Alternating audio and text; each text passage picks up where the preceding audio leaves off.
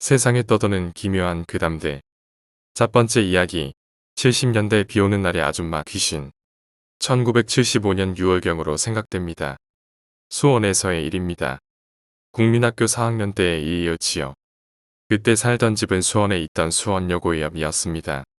그 당시 수원여고는 경기여고에 이어 경기도에서 제일 공부 잘하던 학교였었고, 저는 그런 여고 누나들이 지나가면 놀려주는 것을 주 취미생활로 삼던 그냥 붕의 악동 꼬마이였습니다. 그때 한 번은 지나가는 수원여고 누나들 2명을 먹이감 삼아 놀려줬는데 얼마나 찰지게 놀려줬던지 스팀 제대로 받은 누나들이 소머지처럼 뛰어 잡으러 오시기에 전 600만 불의 사나이처럼 뛰어 집으로 도망갔습니다. 저의 흔적을 놓친 누나들이 씩씩거리면서 우리 집이 있던 골목을 집집마다 수색하고 다니셨던 기억이 납니다. 잘 숨어 능지처 참은 면했지만 이젠 거의 환갑을 바라보실 그 누님들께 사죄의 말 전합니다. 근데 누나들 진짜 내가 좋아하던 펄시스터즈 누나들 1000분의 1도 안 됨. 아마 제가 그 누나들 지나갈 때 그 시절 여자 코미디언인 5000평이라고 놀렸던 듯합니다. 아무리 놀렸다고 그 귀여운 꼬마를 죽어라 추격하냐. 아무튼 그의 봄 아버지께선 낚시대를 한 세트 사오셨습니다.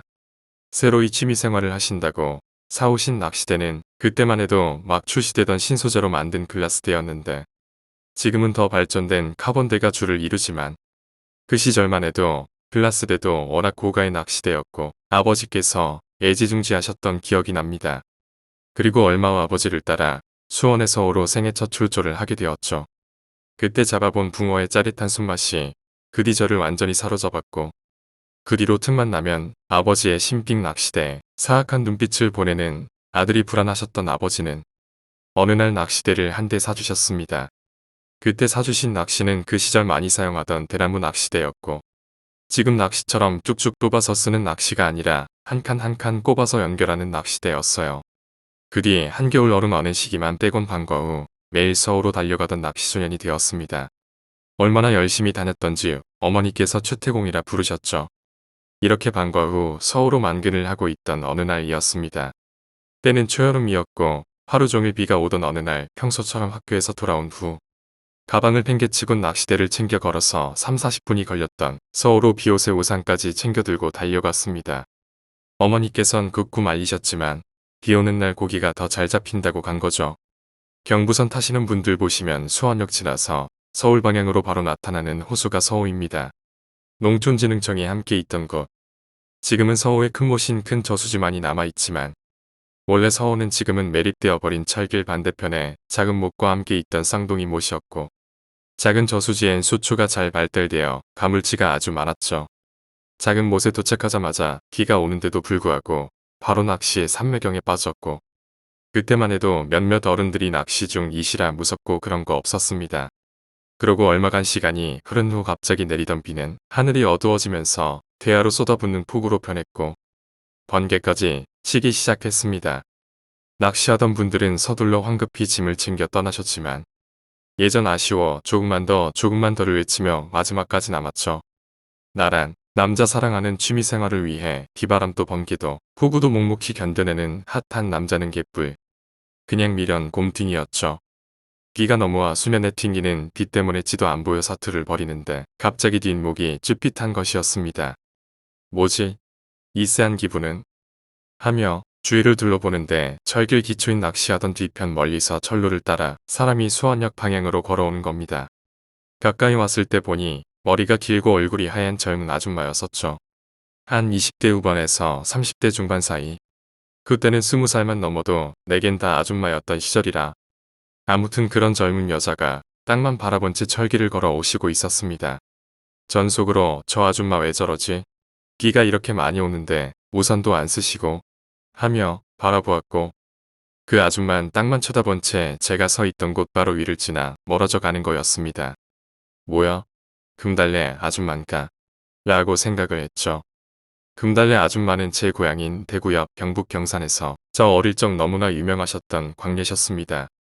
그런 생각을 하고 다시 낚시에 매진하려는 순간 못 볼 걸 보고 말았습니다. 그 아줌마가 원래 처음 봤던 그 자리에서 다시 내려오시고 있는 걸. 어어하고 있는 사이 그 아줌마는 어느덧 제 가까이까지 오셨고 그때 전 이상한 걸 눈치챘습니다. 그 폭우 속에서도 우산도 안 쓴 아줌마가 머리도 얼굴도 옷까지 하나도 젖어 있지 않았습니다. 그때부터 후덜덜거리기 시작했고 멀어지는 아줌마 뒷모습을 보며 떨리는 손으로 낚시대를 대충 챙기고 있는데 아줌마가 사라지셨고 설마 하고 뒤를 돌아보니 똑같은 자세로 저 멀리서 아줌마가 서 있었습니다. 그때 전 새로운 사실을 알았습니다. 처음 그 아줌마를 봤을 땐 분명 고개를 완전히 떨구고 바닥을 보고 걷고 있었는데 지금은 고개가 상당히 들려 있다는 것을요.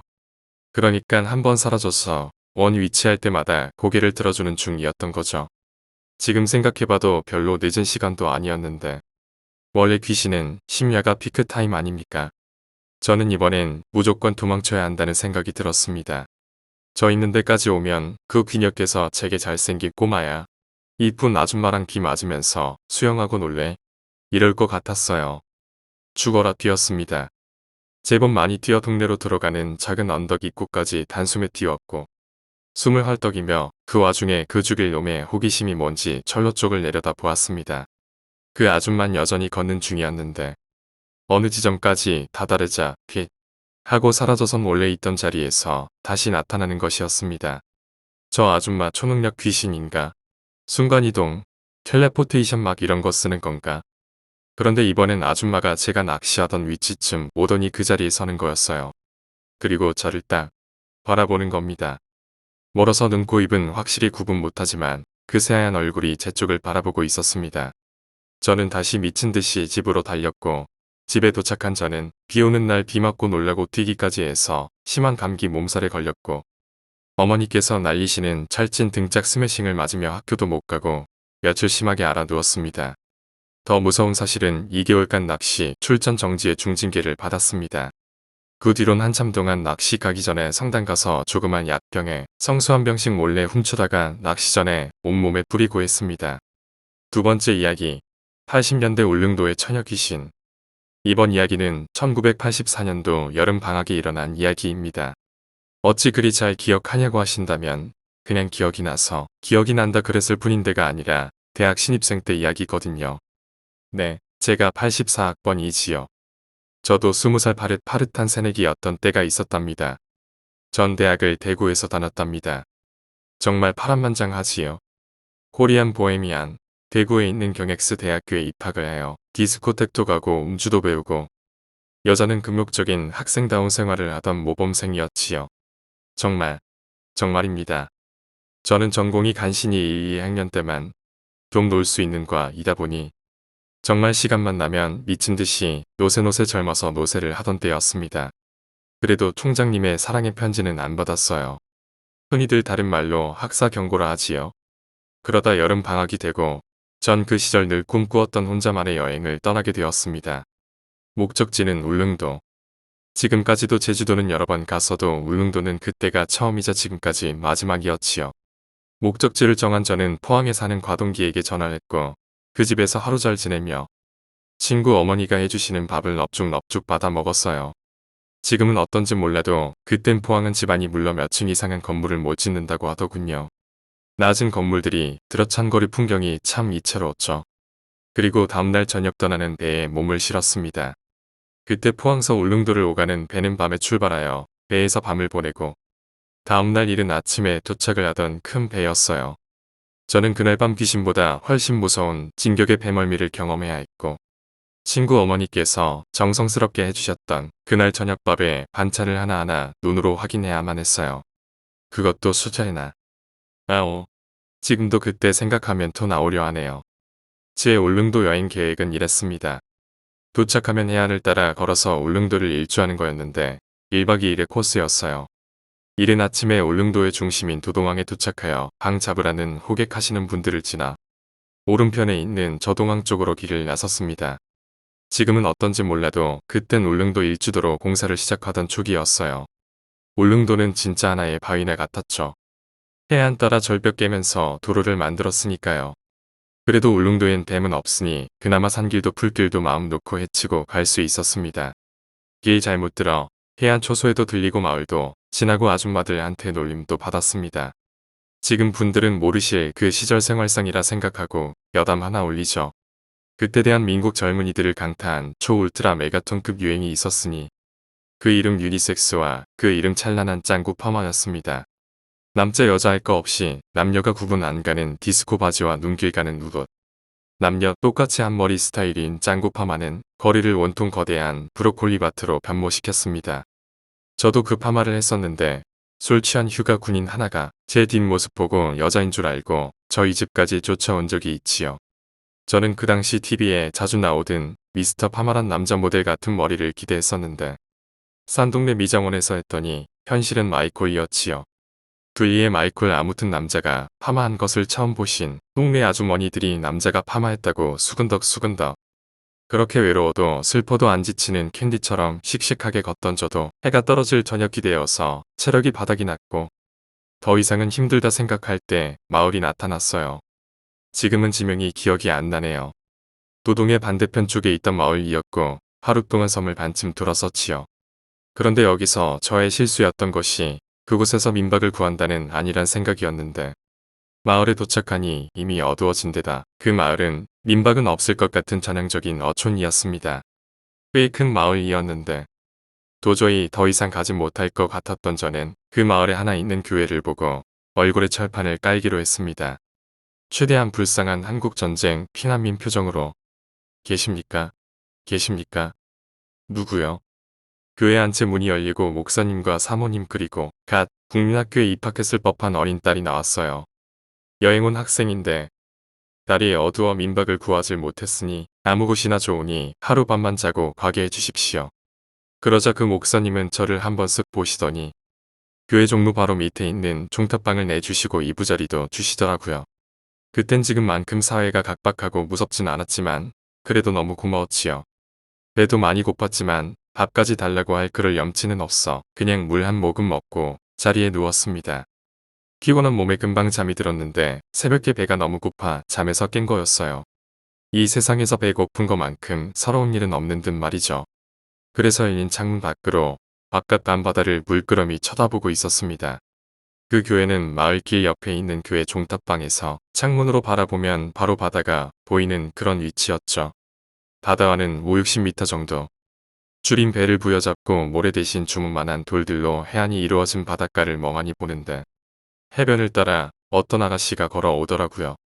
전 이 늦은 시간에 웬 아가씨가 하는 호기심으로 그녀를 바라보았습니다.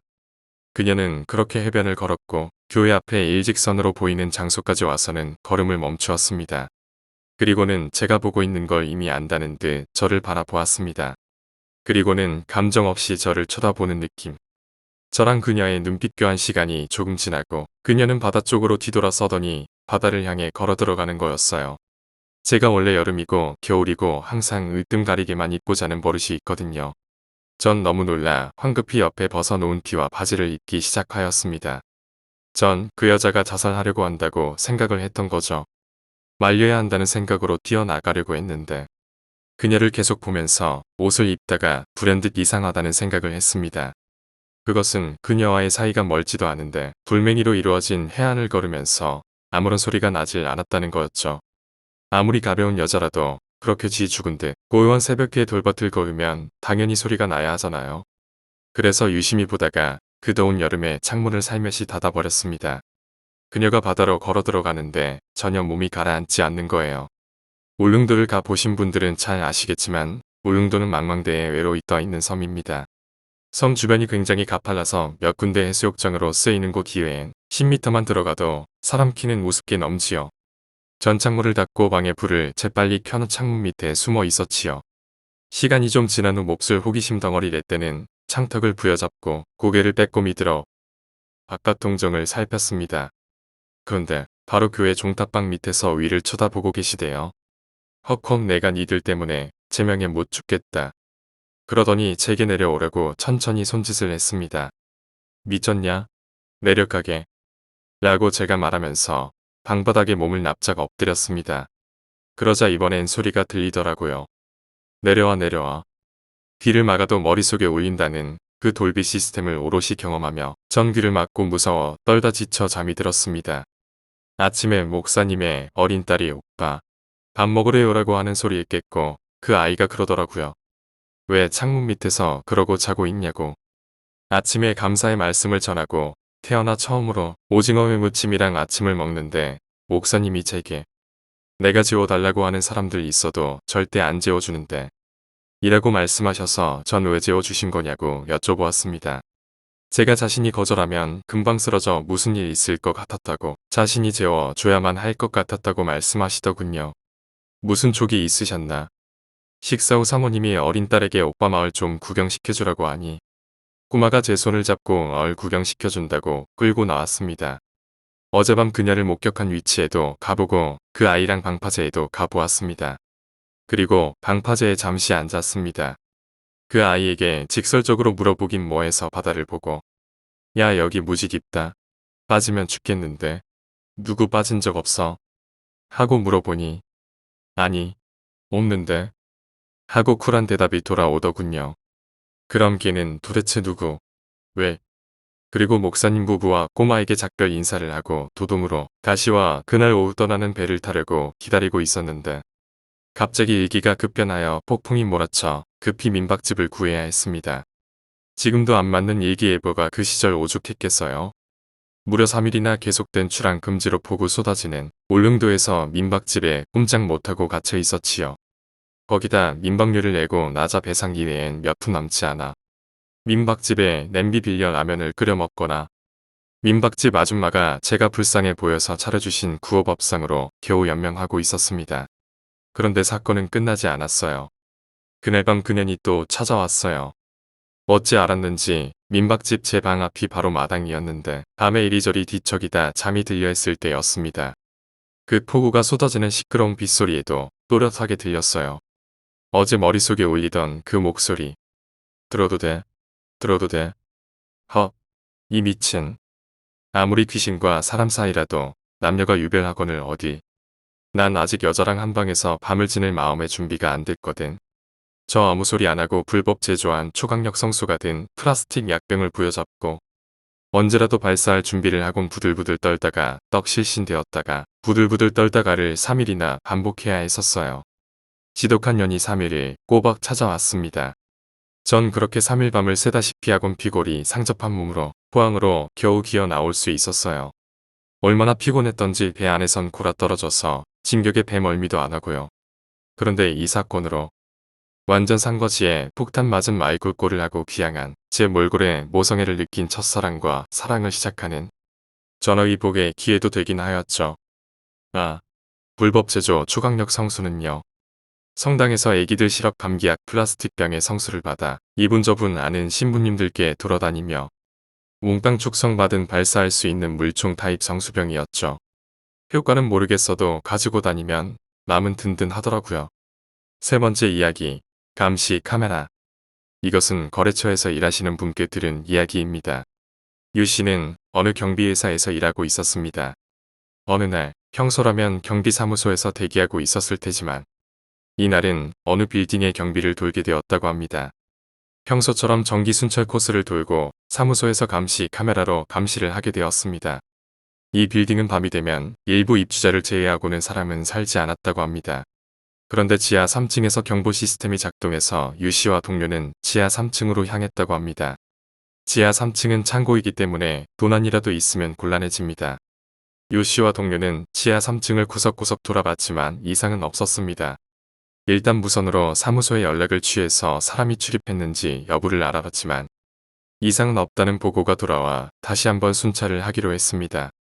그리고 그 사이 감시 카메라의 영상 확인을 부탁했습니다.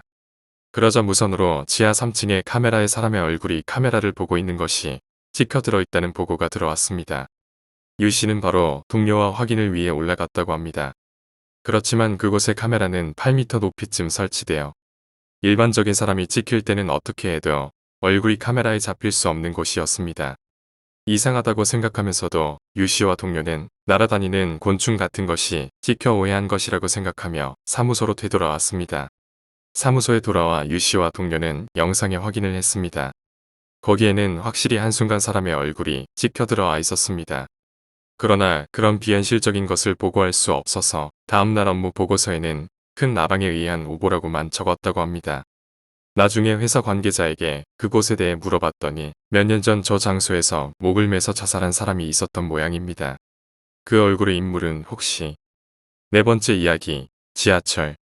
달빛도 비추지 않는 칠흑 같은 어두운 밤. 사람들은 제각각 같은 시간에 다른 사연을 가지고 같은 시간에 열차에 몸을 싣는다.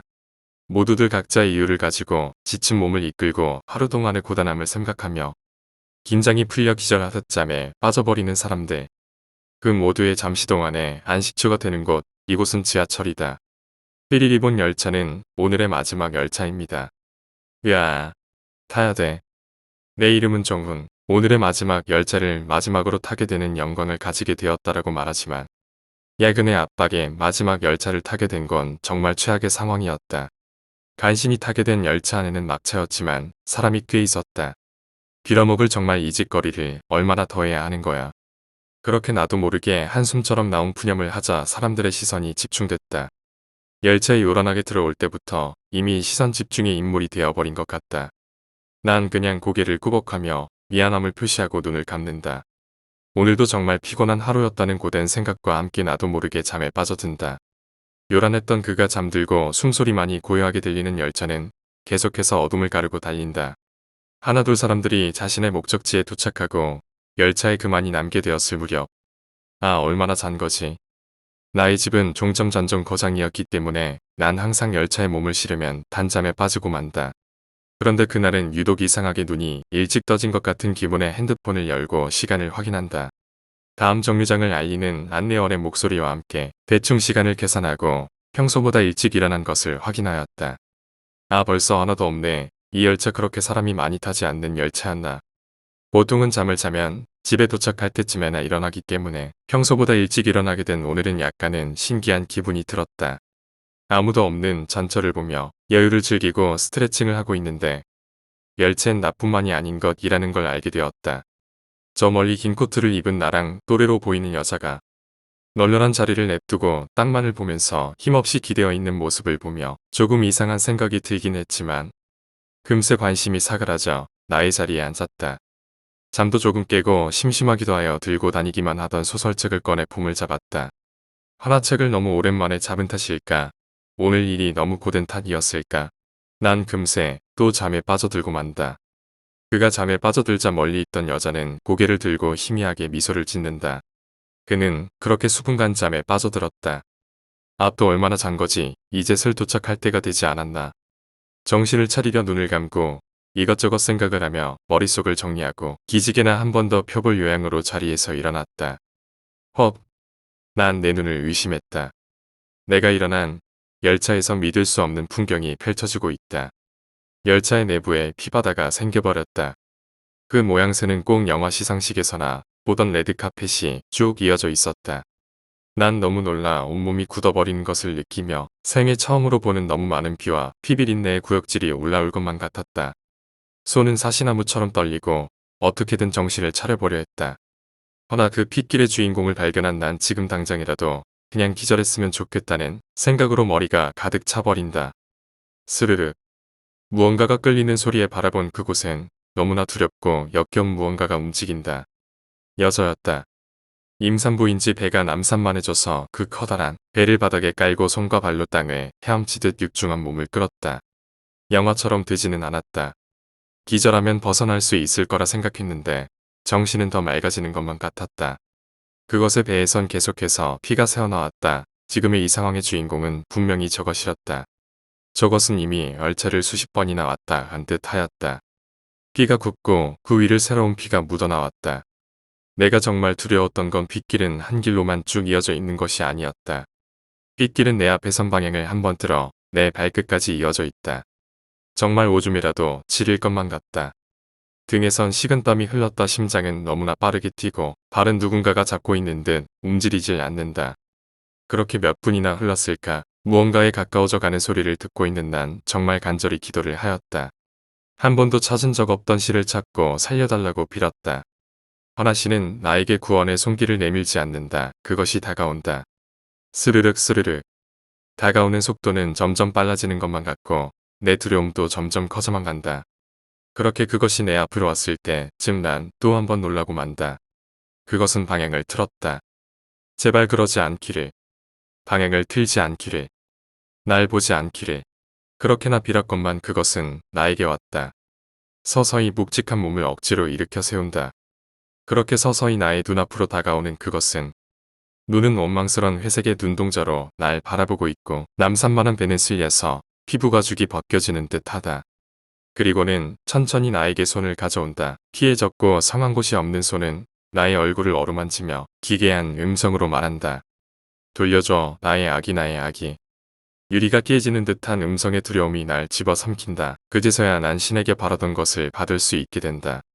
총각, 괜찮아 종점이야 일어나. 잠에서 깨어났다. 그냥 가위에 눌린 것인가? 제발 그런 것이길 바란다.